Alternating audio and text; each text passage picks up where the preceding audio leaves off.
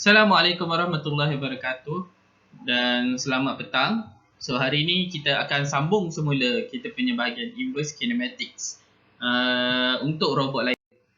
Okey, kita recap balik. Inverse kinematics adalah kita cuba dapatkan robot punya joint, iaitu dia punya motor, dia punya kedudukan atau dia punya angle untuk setiap motor dia, supaya robot kita boleh bergerak mengikut kedudukan yang kita nak. So dalam ni kita nak robot ni diikut satu line, dan apa akan berlaku, dia punya joint akan sentiasa berubah, gerak supaya dia boleh follow that line. Okay. Contoh kedua, kita boleh suruh robot kita pergi ke position yang kita nak. Contohnya kita nak dia pergi ke position sini, pak, ditangkap objek ni. So kita berikan kedudukan kepada kita punya robot, dan robot kita akan segera ke kedudukan tersebut. Okay. Untuk inverse kinematics, kita menggunakan 3 degree of freedom untuk position dan another 3 degree of freedom untuk orientation. Okay. Example, tangan saya ni. So, 3 degree of freedom untuk berada di mana position kita nak, dan 3 degree of freedom lain untuk orientation, tengok arah mana. Tengok arah sini ke, sini ke, sini ke, sini. Okey, itu inverse kinematics. Untuk membuat inverse kinematics ini, apa yang kita perlukan? Okey, first, apa yang kita kena buat, kita kena assign dia punya frame. Kita kena ikut balik proses Danavik-Hartenberg yang kita dah belajar sebelum ni untuk forward kinematics. So, ini semua adalah forward kinematics. So, kita assign dia punya frame, kita dapatkan DH parameter dia, kita darabkan metrik dia, dan kita akan dapat metrik yang boleh calculate kat mana kedudukan n effector. Dari n effector ni, kita akan buat inverse balik supaya kita dapat setiap joint dia. So, ini yang kita akan buat hari ini untuk robot yang seterusnya lah. So, robot yang kita akan buat hari ini dipanggil sebagai articulated arm. Okey, articulated arm ni, kita ada pusingan di bawah ni. So, dia boleh pusing macam tu, dia boleh gerak macam tu. Kemudian kita ada maybe di bahagian lengan kita. Okay, dia ada pusingan kedua. Ini adalah titah dua dia. Dan kemudian yang ketiga, dia ada di bahagian pergelangan dia. So ini adalah titah 3. Okay. So kita ada 3 titah. 1, 2, 3 titah yang kita perlu cari. Dan diberikan di sini, dia punya Danavik-Hartenberg dia. Okay. Kat sini kita boleh lihat. Ini adalah dia punya DH forward kinematics, dan di kedudukan ini ia menentukan di mana robot position perlu berada.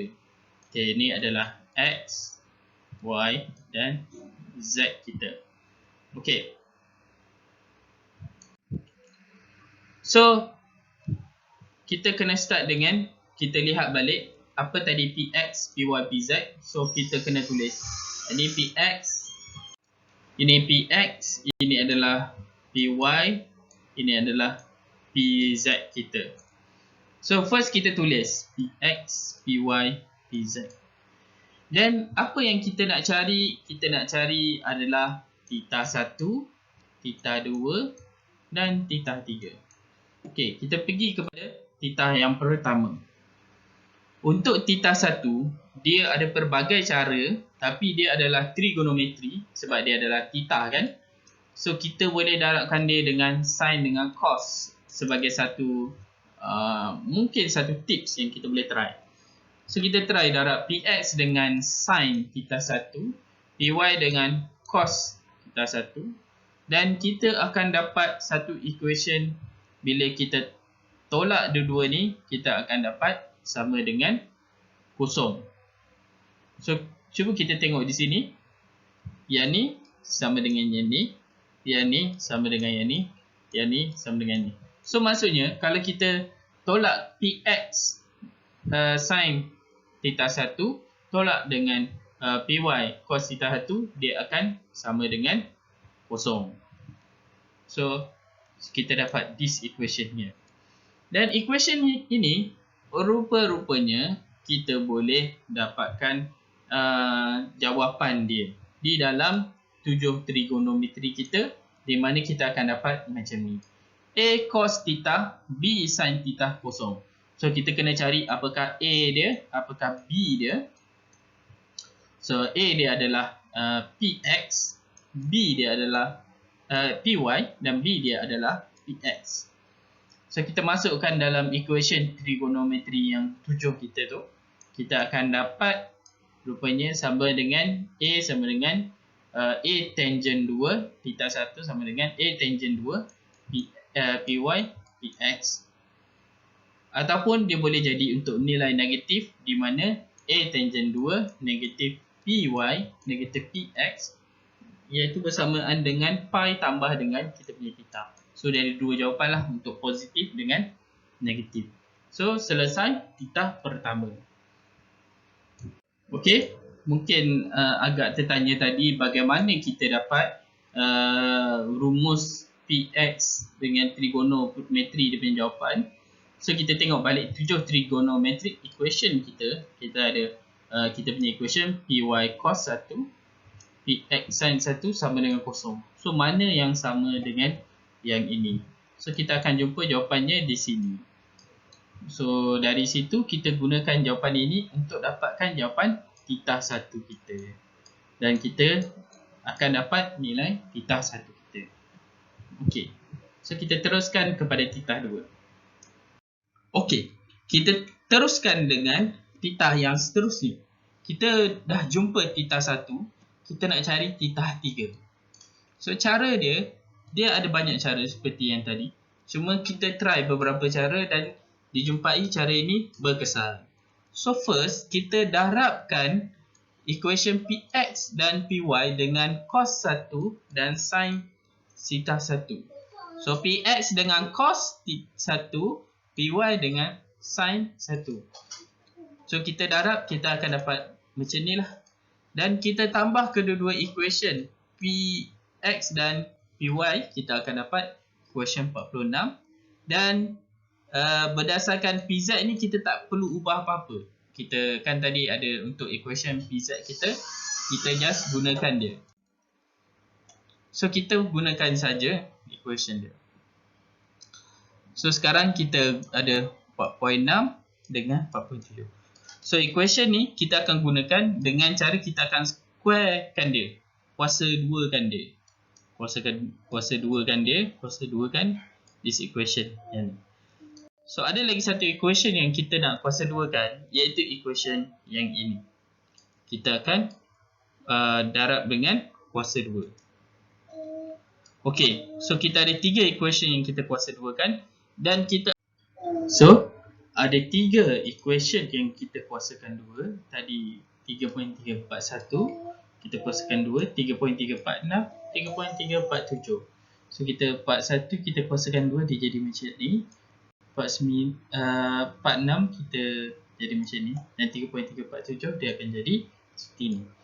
Dan kita tambah step equation ni dan kita akan dapat jawapan seperti di sini. Okey. Apa yang menarik di dalam equation ni, kita boleh lihat di bahagian C3 dia. Hanya C3 mempunyai pemboleh ubah yang berubah. Maksudnya A2, A3 semua adalah nilai yang tetap pada robot tu. Robot tu kalau dia punya panjang tu 3 meter dia punya arm, dia tak akan berubah. So keseluruhan yang lain ini tidak berubah. Dan Pz pula telah diberikan. So Px, Py, Pz telah diberikan. So dengan kata lain, kita dah ada semua nilai yang kita nak kecuali C3. So jadi kita jadikan C3 di belah kiri, iaitu cos 3 theta. Dan yang lain semua nilai-nilai yang kita tahu di belah kanan, dan kita namakan dia sebagai nilai rho ini.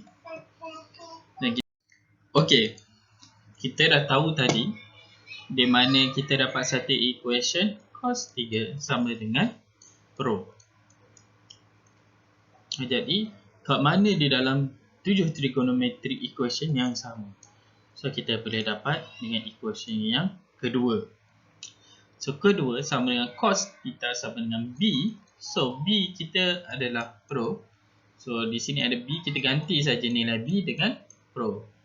So kita dapatlah jawapannya seperti di dalam sini. So kita dapat dah titah 3.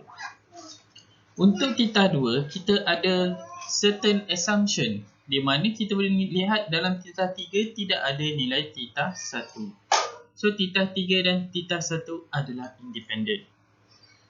So kita consider kita boleh cari titah 2 dengan kita asingkan titah 3 dan titah 1 yang lain lah. So apa kita buat berdasarkan equation tadi 3.346 dan 3.347, kita akan dapat lihat ada cos 2 dan sin 2. Okay. Dan kemudian kita ada cos titah 3 dan sin titah 3 dia independent dengan titah 1.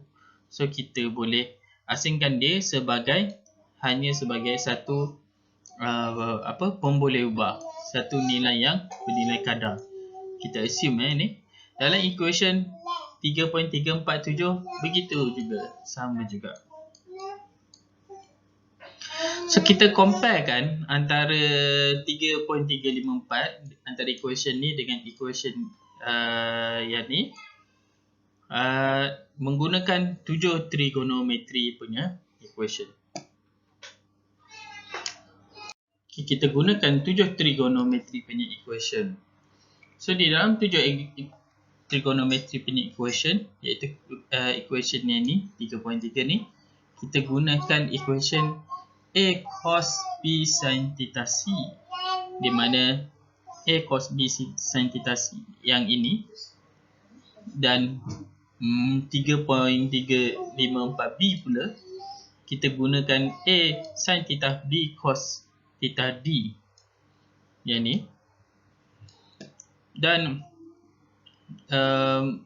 menggunakan jawapan ini kita boleh dapati bahawa A dia dekat sini, A dia adalah sama dengan A2C3. So ini adalah A dia, ini adalah B dia, dan ini adalah C semua ni, dan ini adalah D.